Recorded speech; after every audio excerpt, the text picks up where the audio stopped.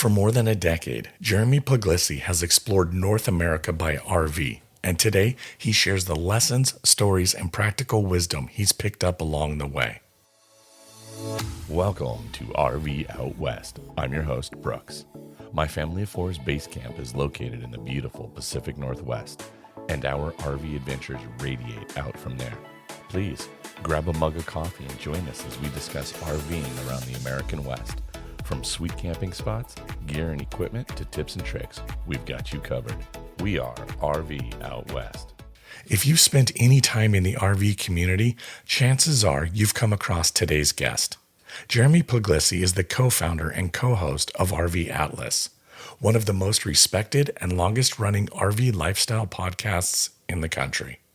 Alongside his wife, Stephanie, he spent years helping RVers discover great campgrounds, plan memorable trips, and get more out of their time on the road through podcasts, videos, articles, books, and campground reviews. But beyond the travel tips and destination guides, Jeremy has become a trusted voice in the RV world by sharing the stories, lessons, and experiences that come from a life spent exploring with family. Today, we're taking a slightly different approach and digging into what RVing has meant to him over the years, how it has shaped his life, and why the road continues to call. Jeremy, welcome to RV Out West. That's so good to be back, Brooks. Thank you so much for having me back on the show. I've been listening and loving the show, so it's great to be here. Well, thanks. And it's been I think 2 years-ish or so now since we last kind of chatted. It's been 2 years too long. Yeah, exactly.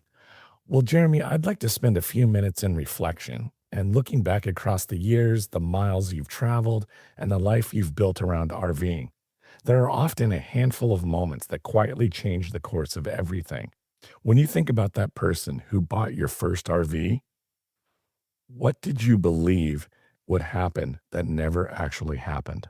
Well, everything I believe would happen kind of did happen. I mean, it was sort of a dream come true situation. I guess I didn't think that I would end up making a career doing it.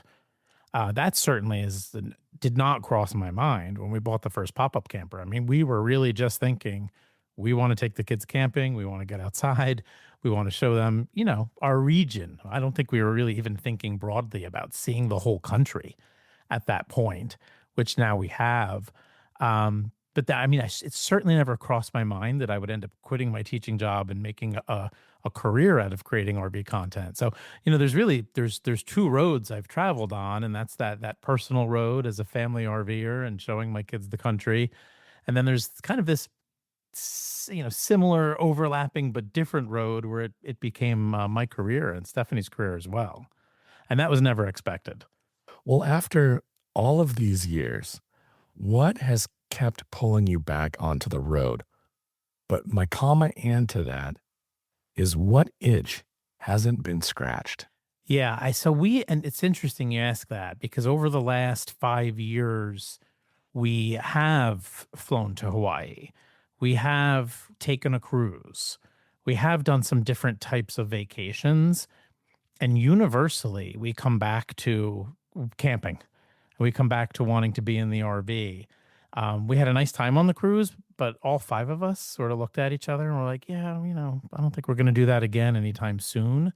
So I think there's a few reasons why we keep coming back to RVing as being the best way to travel. One is it is definitely more affordable. I mean, we spent a ton of money on the cruise. We spent a ton of money going to Hawaii. I mean, the price of going to Hawaii with a family of 5 is like my typical RVing budget for the year, basically. Right. So the affordability of it pulls us back. I think I get pulled back to it again and again and again because I love to cook outdoors, and any other type of vacation tends to fall short there. I'm not bringing my Blackstone on the plane to Hawaii. Right. I'm not bringing my cast iron on the cruise. So cooking outside is a huge part of the experience. So that pulls us back. But then also, over 15 years, we have met a lot of friends who own RVs through our podcast and just through traveling and just through being part of the community and part of the culture. And as you know, I think that RV owners are really friendly, fun people, and we want to travel and meet with our friends. We want to meet up with our friends, John and Heather. once or twice a year. I want to meet up with my friend Chris and my friend Jesse and my friend Casey and camp together. And that's yeah, I'm not going to go to Hawaii with a bunch of family friends. That's no one's going to be able to pull that off. But hey, you want to go to Aztec State Park and do 3 nights and all camp together and hang out. So I think that communal aspect. So it's the cooking, the affordability, the communal aspect, all those things pull me back again and again and again. And I'm just at a point where I'm an RVer for life. They will have to drag me away from my RV at some point and say, you can no longer tow this RV, 89-year-old Jeremy or whoever, whenever it happens. Yep. Or they're going to have to dig a really big hole and bury you in an RV. So you're, I don't know. It's a little more. Yeah, and look, like I said, we've done other trips, we've traveled other ways. It's the most fun I have had traveling, it's very consistently fun. So every RV trip has been good to great. We've done resort trips, we've done other types of trips that felt mediocre, but the RV trip always really just works out really well for us. Well, then kind of what's a lesson from the road that's taken you far longer to learn than it should have? A lesson from the road that has taken me far longer to learn than it Yeah. should have. I've never been super handy as an RV owner. When I started, I was not handy at all. I couldn't do any of the basic maintenance, any of the basic repairs. And I have learned very slowly over 15 years how to get better at doing the basics in the RV. But that has taken a long, long time, and I should have learned much faster because also, as you know, it's important as an RV owner to be able to take care of the basic stuff. So you're not bringing that rig in to the dealership and you're not waiting for things to get fixed. So I wish that had been something that happened a lot more quickly along the way. I completely relate. I am not super handy myself. The RV has kind of forced me to learn to become a little bit more handy. The RV has a funny way of doing that to you. Yeah. And, it's taught me patience in that sense where something's broke. And so, okay, I'm going to have to kind of figure this out. And sure, I might throw a few swear words up at the skies and be like, this is really frustrating, but we'll figure it out. And if not, I can always throw money at it. Unfortunately, fortunately, whatever. I mean, it'll get fixed. It's just a matter of what's it going to cost. I just hate losing the RV to the dealership for repairs. I don't want it out of my driveway. And also because now it's part of my work. So I can't have an RV at the dealership for 4 weeks. Doesn't work that way anymore. And if you come to RV life and you're not handy, like me, and I'm not naturally handy, it doesn't come naturally to me. It's worth forcing the issue and forcing yourself to get a little bit better at the basics. Well, every meaningful journey comes with its own shares of challenges, which we just kind of talked about. So in that RV world, it's easy to focus on the flat tires, the breakdowns, the bolts, as I just said, or these unexpected detours. But the obstacles that leave the deepest mark are often the ones that shape us as people. Has there ever been a trip where you've arrived home and realized that the journey changed you in some way? I feel like every trip changes me in some way. And we've seen so many places in America now, and we've seen so many wonderful places. And I think that we come back here and it makes me appreciate home more in some ways. And I've always felt kind of like Odysseus in the Odyssey that the greatest journey is the journey home. I actually love coming home, and being away is a wonderful adventure. But then I really actually love coming home, and I feel when I get home, I appreciate home more. And then in some ways, also, I see what we're missing around here. You go to someplace like Traverse City, Michigan, and you see the craft brew scene for beer. You go somewhere like Portland, and you see how wonderful the craft roasted coffee is. You come back home, and you're like, oh man, we're kind of missing that here in our community. So simultaneously, it makes me appreciate home more, and it makes me also realize what home is missing. So just broadens the perspective in general, I think, when you come home from a great trip. Well, and it's interesting too, because you had mentioned about, the people that you have met along the way in the campgrounds and on your journeys, and you've spent years observing that kind of camping culture.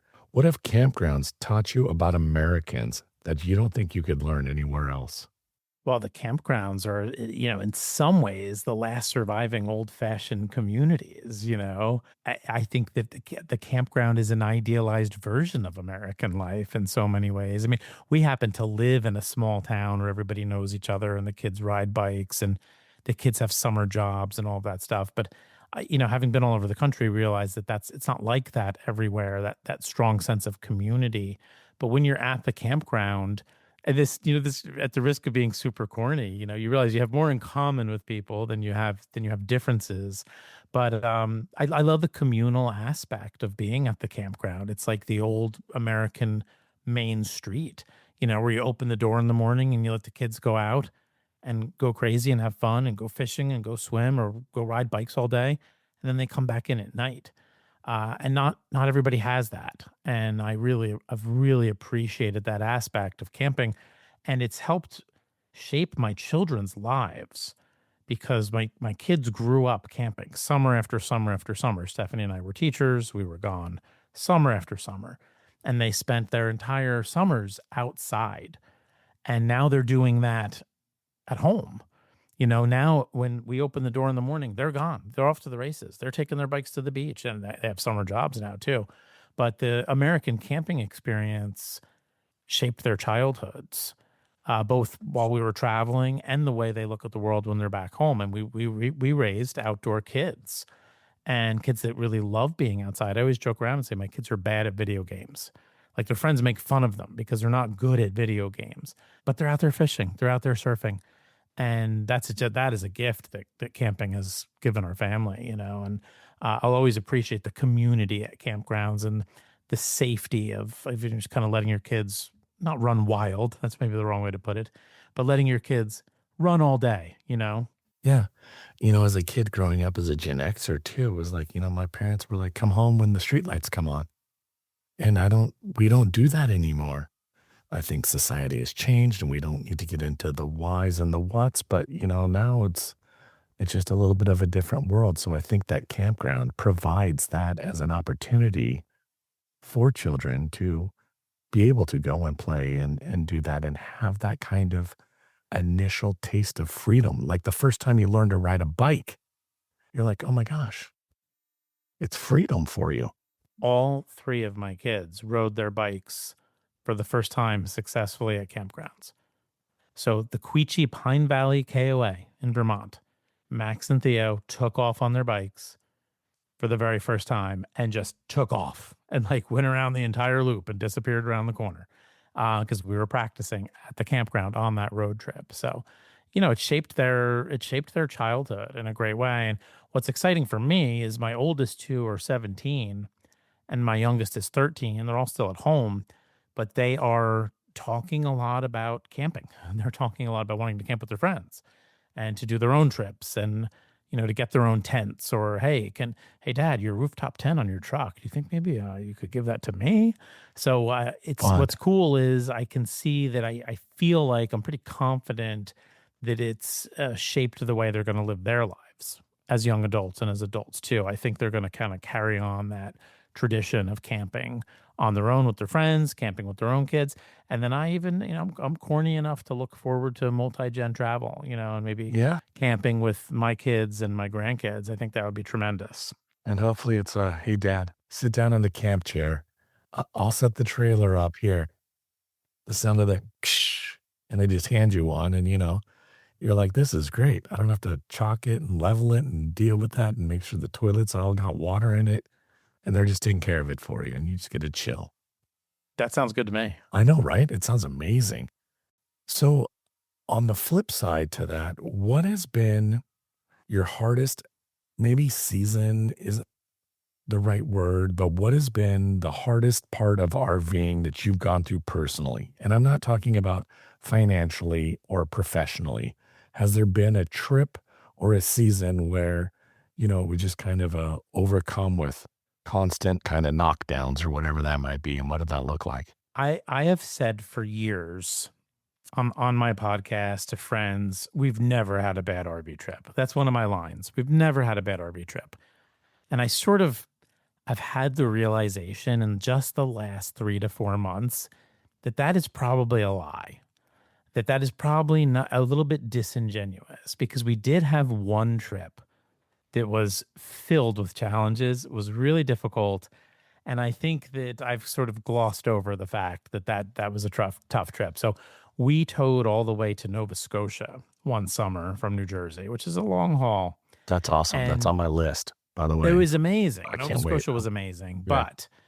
But we had horrible, horrible mosquitoes at one of the provincial parks, and had to leave early. And luckily, we stayed at the Bay of Fundy National Park on the way home, and that was awesome. But we had to bail because the kids couldn't go outside. They were like bleeding. They were getting bitten so bad. It was crazy. And then we dropped back down into Maine, and we went to Sandy Pines, Maine, which is a great campground. And all 5 of us got a really bad stomach bug. And we were all in the RV, really sick. I don't need to go into the gory details. All in the RV, sick together for 3 days. Just wasting the reservation, basically. Just couldn't drive, couldn't go home, but couldn't Right. go out and enjoy the campground. We were like in quarantine practically in the RV. And then in our last few days there, my whole electric system blew out. The air conditioner was running, and I ran the macerator at the same time, and everything blew out, and it was a bit harder to fix. I ended up in the situation you were in, where I had people saying, "Oh yeah, like, we can come look at it in 3 weeks." I'm like, "We're leaving in 2 days." So then the last 2 days were spent looking for some obscure part that I needed to get everything up and running again. So in retrospect, that was a very challenging single trip. Now, interestingly enough, right now I'm in a little bit of a challenging time with the kids, because Max and Theo are working all summer, and Wes is also working a bit. So everyone, and I thank the good Lord, everyone wants to camp and wants to travel together, and they still want to do it. And I think generally speaking, they always will. But our schedule, it's like rocket science trying to figure out when everyone is free for either a weekend camping trip or a week-long family vacation. It's become very challenging. I've got a kid playing football. I've got 3 kids doing wrestling in the summer. I've got baseball tournaments. Where most parents are familiar with this point in time where it gets very hard to schedule family outings. And frankly, a lot of people sell their RVs at this point. When the kids get a little bit older and they get involved in activities and sports, and we haven't done that. We're still camping together, still using it, but the scheduling part has become incredibly challenging. Where when they were little, it was like, let's just go. Let's go this weekend. Let's go next weekend. We were taking, 14, 21 day, 28 day RV trips because nobody had obligations during the summer. Now all the kids have obligations, but it's all for the better. I mean, I want them working, they're lifeguards, but it's a bit of a challenging chapter right now for family travel. Have you thought about staying close? I'm saying within 30 minutes, 45 minutes of home, so that way the boys can get up in the morning and drive and go to work, but then they come home and you guys can have a campfire and you could have, a nice dinner done on the Blackstone. Unfortunately, yes, I would love to do that. In fact, I would love to have a seasonal site. So a lot of people who have kids our age or in sports, seasonal sites are really big in the Northeast. I don't know if there's Yeah. big in the West. And basically you book a site for the entire season, for spring, summer, and fall. Right. And unfortunately, I'm in a part of New Jersey that's so dense and so expensive, we just don't have a lot of campgrounds around us. If there was a good campground and a good seasonal site, I would go park the RV on that for the summer, and then we just can have it as dive a in and second dive home. out, spend a night, or just be a bit more spontaneous. Oh, if it's, football practice got canceled tomorrow. All right, let's go camping. But we're not spoiled like some people are in the Pacific Northwest and just surrounded by amazing campgrounds everywhere you look. One of the reasons we bought an RV was to get out of New Jersey in the summer. And I'm not even saying that as a knock on New Jersey, because I actually love New Jersey in the summer. But, when the kids were little, we wanted to get out of here. We wanted to go to New England. We wanted to go to the Right. Adirondacks. We wanted to, for spring break, go to Myrtle, go to Charleston. We don't have a great ecosystem of campgrounds around us immediately, though that would be a great way to do it for sure. Jeremy has shared with us about why RVing and camping are such an important part of both his and his family's life. He's talked about how owning an RV has helped him learn to be more handy, how a campground is a microcosm for community, and the importance that RVing has been imprinted on his kids as they choose to spend their time outside as much as possible. After the break, Jeremy is going to continue to share with us about other experiences and things he's learned on the road, as well as a few of his favorite destinations. Stay tuned. You're listening to RV Out West. But first, if taking the scenic route and discovering the roads less traveled is your style, be sure to check out our sponsor, Scenic Washington. Discover all 29 of Washington State's scenic byways with Scenic Washington's 2026 guidebook and map, packed with route details and must-see stops. Best of all, it's free. Pick up one at visitor centers all across the state or at scenicwa.com. You can also click the link right there in this episode's podcast description. So order yours today. What are you waiting for? Start planning your next adventure. Welcome back to RV Out West. I'm your host, Brooks. You know, Jeremy, we've talked about the road itself, some of the challenges that came with it, but I'd like to go a little bit deeper now. And for many people, RVing starts as something they do, yet over time, it becomes part of how they see themselves and how they move through the world. If RVing disappeared from your life tomorrow because you didn't get a new camper delivered to your driveway tonight, what part of your identity would be the hardest to let go of? I would be emotionally crippled. I don't know what I would do. It's become such a huge part of who I am. I almost don't know how to answer that question. I can't imagine life without camping and RVing. I mean, I guess I would become that guy who just day trips, gets outside, goes fishing locally. I just crave being outdoors. Would you go back to a tent? I would. I mean, I have a rooftop tent right now. I'm talking a rooftop tent. I mean, that's great. That's nice. A rooftop tent is a tent. It is a tent. It is. It's a tent. I'm not judgy. I'm bougie. No, I don't we call have it camping. we actually tent camp once or twice a year. And partly even though we're RV owners, we tent camp once or twice a year because we have a lot of friends who don't own RVs, but just about everybody has a tent. So, there's other dads who, hey, let's hit a local campground and tent camp. So I would absolutely go back to tent camping. I will be very honest with you. I would kind of go the bougie route, and I would certainly have very comfortable, thick bedding and pads and mattresses and all that stuff. I have no desire to be on the ground and have a rock in my back. And there's so much great stuff out there to have like a really nice, comfortable tent set up. And I'd get an expensive spring bar canvas tent hand sewn in Utah, in Salt Lake City, Utah, for $1,500. That's what I would do. With this wood stove too. I'd put a wood stove in that thing too. They have ones that are you can add the wood stove for sure. Yeah, that's amazing. So, what's something you have learned from a campground neighbor that it was not a friend, just somebody in the campground that you had met that stayed with you over the years? Whether that's a little nugget of information or what's something you learned? On our second or third RV trip ever in our pop-up camper. And I mean, we were as green could be. I really did not understand RVs. I didn't understand the furnace. I didn't understand anything. We couldn't get our furnace going in the pop-up camper. And it was going to be a pretty cold night. And my twin boys were one. And so I was, futzing with the furnace outside the pop-up camper because like the access door, I couldn't get the pilot light lit. And a couple of veteran RVers walked by. And now this is such a simple thing now. But at the time, I didn't know this trick. Light the stove, get the stove lit, pull the propane through the system. That'll help get the furnace going. Just a basic little hack. But I think that, more importantly than learning that basic little hack is like I learned to, our RVers, particularly an older generation of RVers, was really good at passing on the love and the knowledge and helping that younger generation come in. And I really like in any hobby, in any pastime, I really think it's important for the veterans, the older generation to help and assist and provide support for the younger generation. Because if you don't do that, the hobby dies.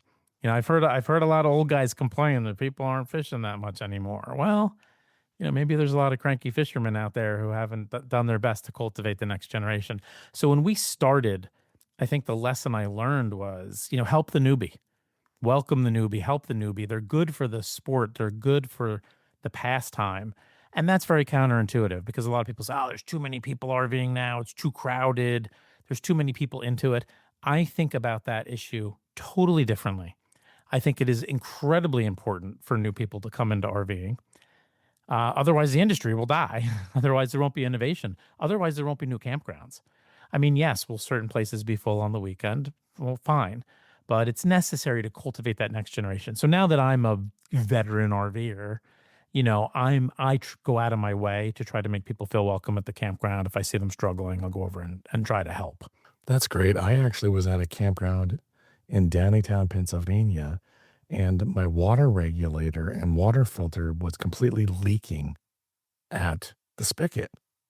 And some veteran old guy, I mean, I'm not a spring chicken, and this guy was definitely an elder to me. And he came over and he was like, "You need a new hose washer. You got one of those in your set?" And I was like, "No." Hold on a minute. He goes and he comes back and he gives me a hose washer, solves my problem. And now I have like an overabundance of hose washers in my, tool bag go kit inside the RV because you just never know whether I need to dole one out to somebody else or use one for myself. And they're so cheap. And I was like, I didn't even think that was something I needed to like carry. So simple, so silly, and no idea. Sometimes I think us Gen Xers weren't taught the basics. Somehow it skipped over on us a little bit. We can go down that rabbit hole completely. I Yeah. blame my father for that. I love him dearly, but like there was no knowledge sharing in that sense from You're my supposed to dad. learn through osmosis in my family, I think, Yeah, just by being I would around it. say But similar yeah, but families. I think it's important to help and cultivate the new RVer. They shouldn't be a source of mockery. They shouldn't be made to feel unwelcome. So I try to make people feel welcome at the campground. That's important to me. What moment in RV life, this one I'm really excited to ask you. So, what moment in RV life do you wish you could experience again for the first time? Oh my goodness. First RV trip to Acadia National Park, having a waterfront site in Acadia and just being like, this is paradise, and the rest of the trips were great too. There's been 5 trips to Acadia, but that first time you fall in love with the place. And Acadia was like head over heels. My wife fell in love with Acadia. I fell in love with Acadia. The boys, though little, fell in love with Acadia. And Brooks, I cannot tell you, it's so interesting. My sons are talking about taking their very first road trip with their friends to Acadia. That is so cool. Yeah, and their first trip, like, we want to go to Acadia National Park, and they're like, we remember that KOA was awesome, and we want to go back there. We want to show our friends that. So that feeling of discovery with a place like Acadia. I'd say the same thing about Olympic. Just being in awe of nature and being in awe of the way the RV gets you up close and personal to these places. Yeah, so I'd love to take another first trip to Acadia National Park. I love that. That is so cool. What is a place you've visited repeatedly that means something entirely different to you now than it did, say, 10 or 15 years ago? Oh, that's another great question. I think that Assateague State Park is a place that I've been going to since I was 16. I turned 50 recently. There's been 20 trips to Assateague State Park, and so many of those trips have come at different stages in my life. So my first trip to Assateague State Park was with Stephanie and her family when we were teenagers. And, I had kind of had a crush on her. We weren't dating yet. And, we were just teenagers going with our parents, crashing in a tent on the beach, really just young and free. And then once we started dating, we went back We went back with friends, we went back by ourselves. So it was a huge part of our lives when we were, dating and falling in love and getting married. And then when we had kids, we started bringing them there, and that's obviously a very different type of trip. Then we were going in an RV and bringing our little boys there, and much more organized and planning meals instead of just like, hey, let's leave for Aztec State Park tomorrow. So then it became the family trip. And what's interesting now is it's entered almost a third stage where I've been going to Assateague every spring with friends. The boys have been so busy with baseball, but it's like I still need my Assateague State Park hit. And so now I've been doing it as like a guys trip for the past several springs. So that Assateague State Park, that campground, that location has kind of covered three very different chapters of my life as a camper. Assateague is absolutely stunning. I've been there a couple of 2 or 3 different times, and we've taken the RV out from the Northwest, but I've, been down there as well. So it's just cool. I love it there too. So let's focus on now kind of what you've gathered from all of these journeys, not the destinations, the campgrounds, or even the miles traveled, but the wisdom that can only come from having a decade and a half worth of experiences. What advice would today's Jeremy give to the Jeremy a decade ago who was standing in that first campground? I know exactly how to answer this one.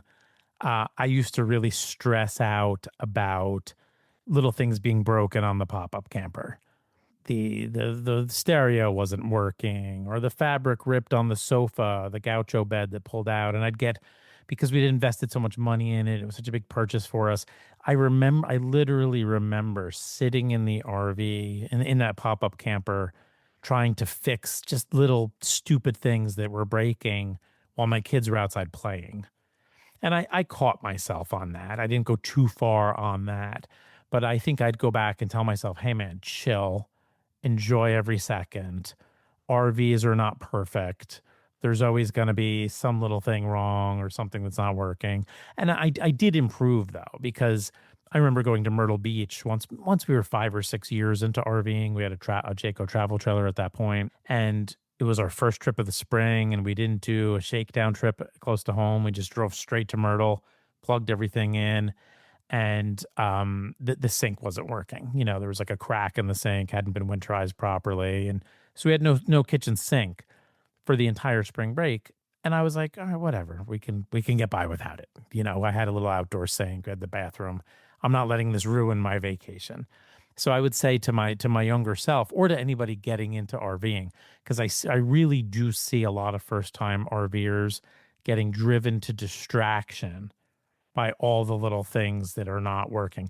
Now, if it's something, that makes your RV unusable, well, then it's something that makes your RV unusable. But most things are really are smaller. And I think a lot of new RV owners get super obsessed with everything working correctly. And most of us don't do that with our houses.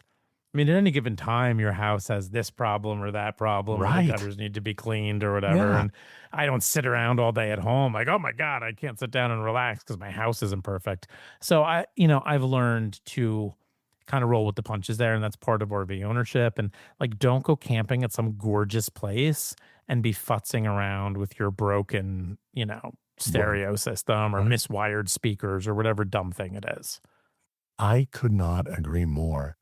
For me, it was locating, you set up camp and I go in and I'm finding random screws. And I'm like, where did this screw come from? Why is this screw loose? Where did it go? And again, kids are outside running around, playing, doing their things. And I'm inside trying to figure out. And I got to a point where I'm like, this is ridiculous. I'm going to buy a box of random screws from Harbor Freight, and I have them. Eventually, I'm going to figure out where that screw went. And I got a spare screw. I'll put it in. Not a big deal. It's crazy. Yeah, I mean, RVs are always going to have little things that can drive you crazy, but I think you've got to maintain emotional control over yourself. And, like the American camping experience is so awesome. Put the priority on enjoying that. And as long as the wheels are rolling, You're go have good. fun. Yeah, exactly. What do you hope your children remember about growing up this way? Wow. Yeah. I think that I'm not as concerned about what they remember and what they don't remember because a lot of that's age based. So, like, Wes is younger and he might not remember this trip to Acadia. He doesn't remember our first trip to Fort Wilderness.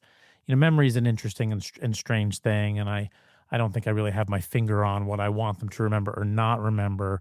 I think more I want them emotionally to remember that we loved them so much that we did all of this with them, that it was sort of this act of love towards our kids. Like, hey, we want to show you the country. We want to get you outside. And we had fun and we had great memories and we were in the great outdoors together. And I think that, that manifests itself in the fact that that's what they want to do now. They want to be outside. They want to go camping with their friends. My son Theo is always asking if we can go back to Yellowstone. Wes is like, hey, are we going to go to Fort Wilderness again? So they have the desire to do it and in their lives moving forward. And I think that matters a lot more to me than what they remember or don't remember, if that makes sense. Absolutely, it does, and that's okay. I think that's a fatherly parenting kind of thing that will click for them at some point in 25 years, or should they decide to have children of their own, that will finally be a final lesson that clicks for them when they have children of their own. Well, what's interesting is I feel like a lot of it's clicking now because, my older two are 17. And there was really, I know a lot of parents talk about years where the kids resist travel and resist family travel because they're teenagers, they have FOMO, they don't want to leave their friends. I get all that. But to be honestly and truly, our sons, there was only really one summer when we went to Utah when they were kind of acting like we were dragging them against their will. Oh, look, Dad, another rock, There's that one summer, and I was like, oh, God, is this where we're going with these kids on our family trips? But then that passed. And then really the last 3 years, they've been largely a delight to travel with. I mean, yeah, they wrestle, they get in each other's faces, they annoy each other, they're loud, But they're that's siblings. boys, That's they're siblings. siblings. But I'm far from a perfect father, far from a perfect family. We have our issues just like anybody else does, but we have raised kids that are good at traveling and that love traveling and that desire to travel. And now they want to go with their friends, whatever, but they still also, they want to do the family trip this summer too. So, um, if you're out there listening and you have those teenagers that are resisting, I would give the advice to just be patient and like this too shall pass. I think that a lot of kids do go through that stage where they don't want to travel with mom and dad. But then I hear from a lot of people older than me with older kids that most kids do circle back, even if it's in their early 20s. They'll circle back to being like, well, first of all, mom and dad can take you somewhere cool. You're Right. broke in your early 20s, right? Right. Right. I can picture saying to my kid, if my kids are in their early 20s, I'd like to take them to Hawaii again. Yeah. I don't think they're going to say no to that No. because they're not gonna be able to get there themselves. So I would say, be patient. It's biological that your kids want to be independent, and that And can spread play their out wings, and that's in that family. tough Yeah. lesson. That's what Yeah, that Khalil can play out in Gibran family talked about. travel in interesting ways. But if you do it right when they're young, I think they'll want to continue to do it with you as they get older and hopefully as they have kids. Okay. So now I'm going to go kind of a different route. But what is one thing every RVer should stop worrying about?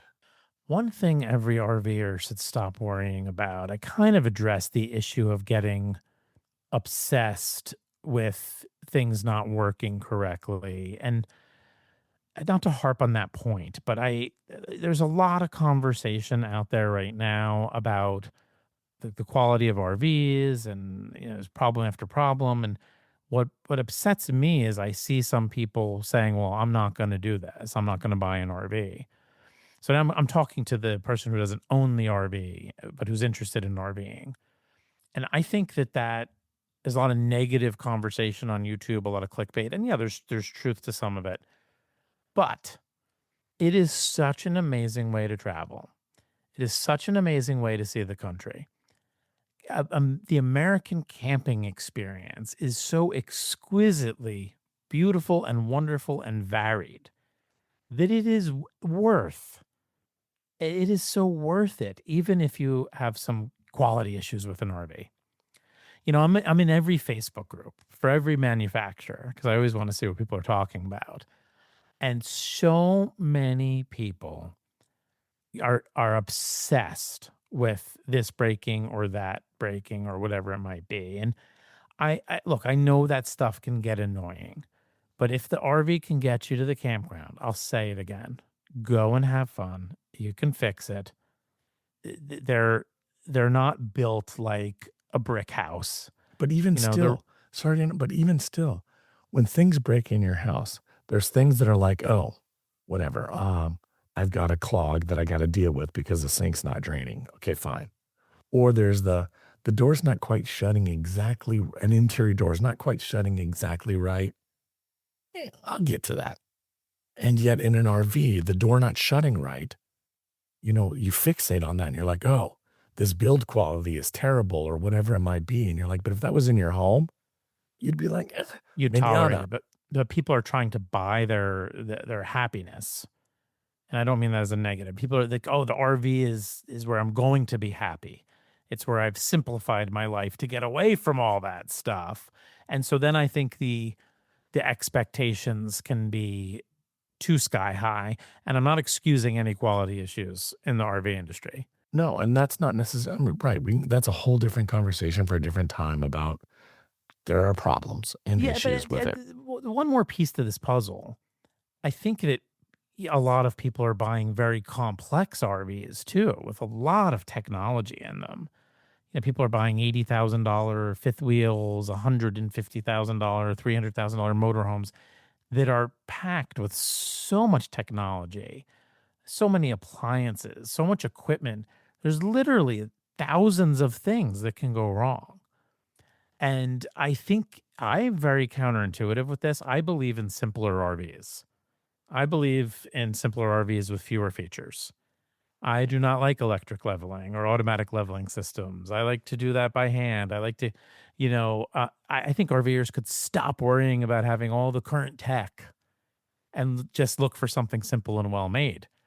Because I just want somewhere to be comfortable to sleep and an RV that's going to get me out to the campground. Yep. It's not, for me, it's never been about the RV, which is why I get frustrated with how much people worry about their RVs. It's not about the RV. The RV is a way to get me to the campground, right? So there's so much worry and concern about the RV. I've learned to not get too deep into that. Well, then let me ask you this. What's one thing you think every RVer should be worrying about more? Something that every RVer should. What's the antithesis to what you're saying? If you're saying they shouldn't be worrying, fine.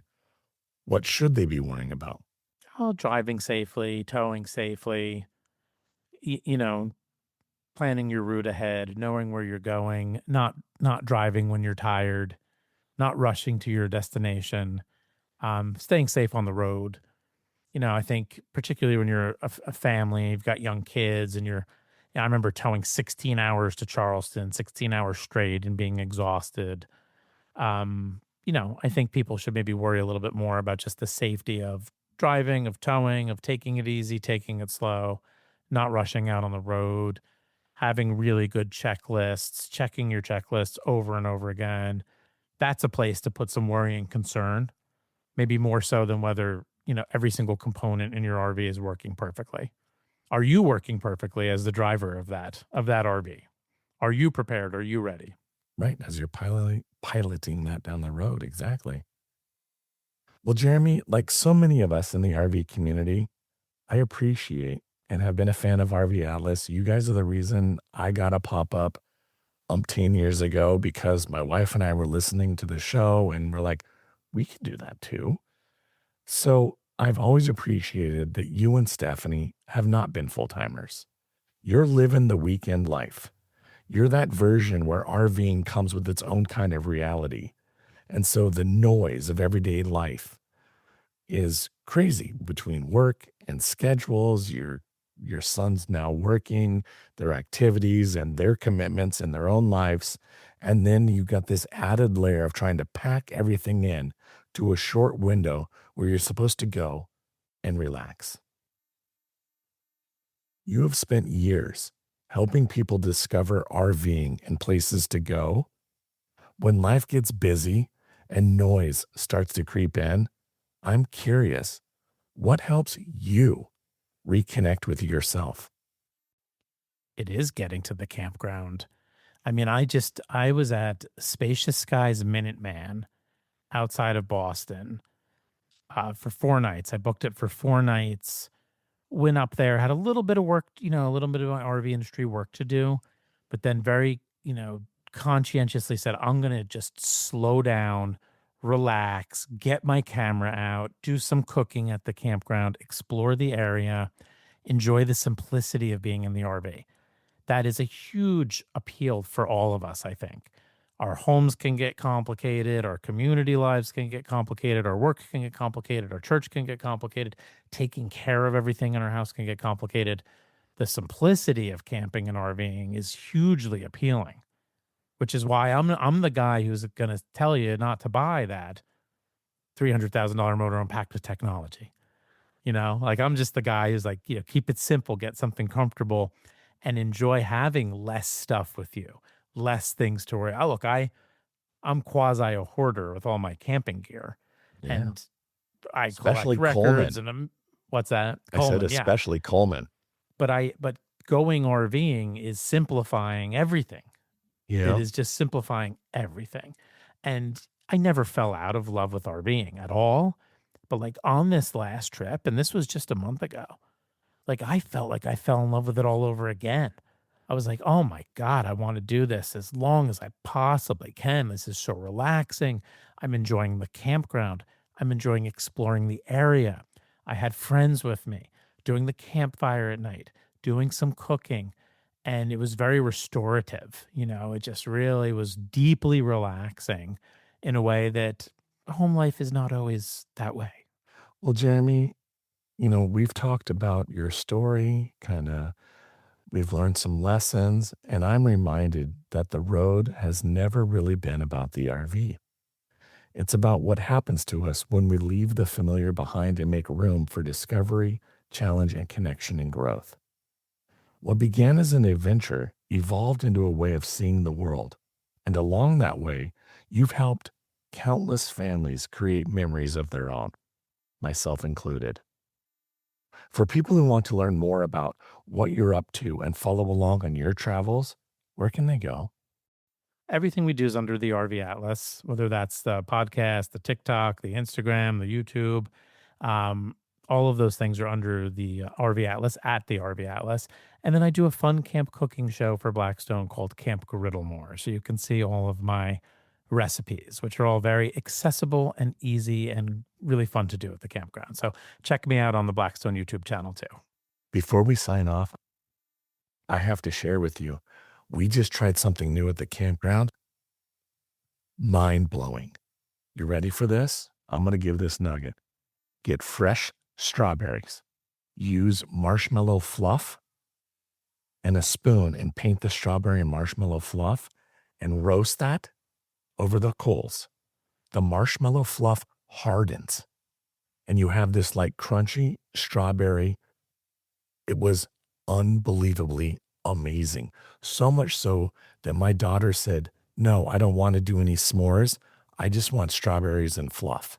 And when I do s'mores, we get the stroopwafels. I only buy like one package of them, right? So it's not just graham crackers. We're using stroopwafels, Reese's Thins, and the marshmallow and really kind of elevating. And I only have enough stroopwafels because they're not cheap. So everybody gets one.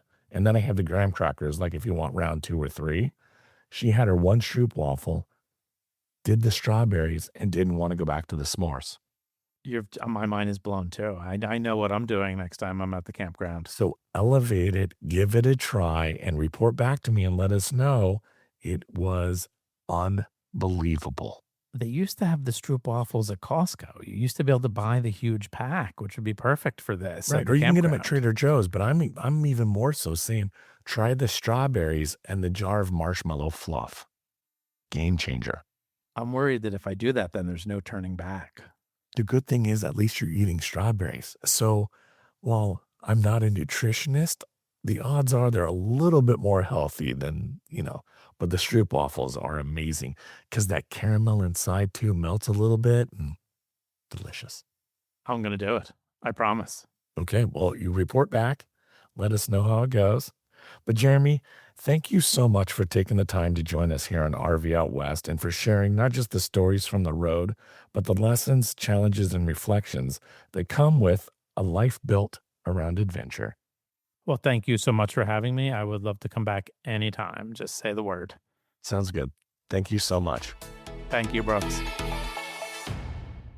And to everyone listening, wherever you are in your journey, may this conversation remind you that sometimes the most meaningful destinations aren't found on a map. They're found in the people we become along the way. All right, my friends, the conversation doesn't have to end here. If anything we talked about sparked your curiosity, head over to rvoutwest.com and take a moment to check out the show notes. We've got links to everything we mentioned so you can dive deeper and explore more. If you enjoyed this episode, please send it to a friend or family member. Before we go, I want to give you a sneak peek at next week's episode. You see, it's been a while since we've done a deep dive destination episode, and next week we're changing that. We're heading to Central Oregon to explore everything John Day has to offer. So tune in next Monday and start planning your next RV adventure. Thanks so much for listening to RV Out West. Join us again next week. Please like and subscribe to our podcast on Apple Podcasts or wherever you choose to get your podcasts so you never miss an episode. I sure would appreciate it if you left a rating or a review of the show. Special thanks to Scott Holmes Music for providing us the intro song, We Are One. RV Out West can be found on Instagram and Facebook, where you can interact with us and follow along on our RV adventures around the Pacific Northwest. So get out there, explore, and go see what's beyond the horizon.